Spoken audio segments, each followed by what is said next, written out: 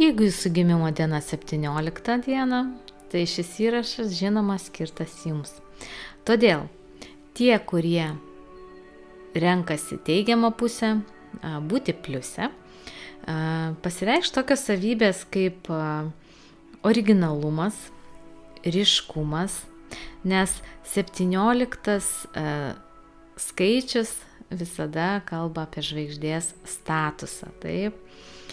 Ir tai bus kūryba ne šiaip sau kažkokiam kampelį, o būtent tai žmonės, kurie turi būti matomi scenoje, pastebimi bet kokiam kolektyve. Tai yra užsibrėžtų tikslų siekimas, noras džiuginti žmonės. 17 labai myli gamtą, labai myli gyvūnus, tai gali būti puikūs astrologai, nes kadangi tai žvaigždės skaičius, tai ir žvaigždės, dangaus kūnai, be abejonės juos labai traukia. Ir jeigu tai yra moteris, ir vyrai žinoma, bet moteris ypatingai yra patrauklios, tiesiog žinot, žvaigždės statusas vis dėlto yra labai pastebimas, tai yra labai išraiškingos asmenybės.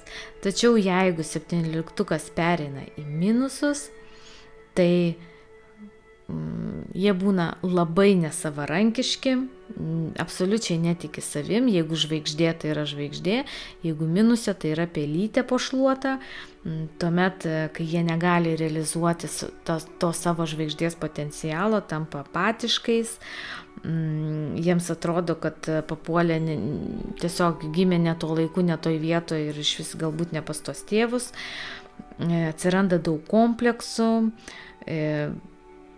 tampa labai išdidus, man čia nereikia jokios pagalbos, tiesiog uždaro tiesiog prieš save labai daug durų, tampa egoistiški, suserga tą žvaigždžių ligą, tarkim, net jeigu yra žvaigždė, tai minuse perviršis yra būtent žvaigždžių liga, pradeda tikėti visokiom panacėjom ir iš gyvenimo, kadangi jie žvaigždės, tai jeigu minuse suserga žvaigždžių liga, tai jie pradeda laukti iš visų, kad jie jiems skolingi, vien todėl, kad jie yra kažkuom ypatingi, jie viską turi gauti tiesiog.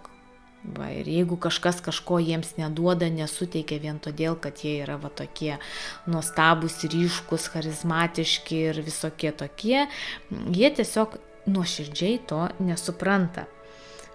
Ir kaip taisyklė, su šiuo statusu vėlgi yra labai kartais sudėtinga sukurti harmoningus, ilgalaikius santykius, žinot, nes žvaigždės, jos visiems reikalingos, dėmesio labai daug, žiūrėk, tai vienas gražesnis, kita malonesnė, trečias turtingesnis, ketvirta daugiau galimybių gali suteikti.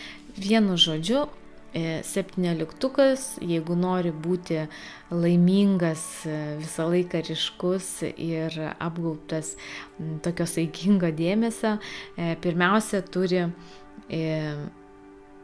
išmokti save parodyti kaip specialistą, kaip kažkokioje srityje išties žmogų, į kurį norisi žiūrėti, kurio norisi žavėti, taip, ir vengti to susireikšminimo, kuris būdingas žvaigždėms.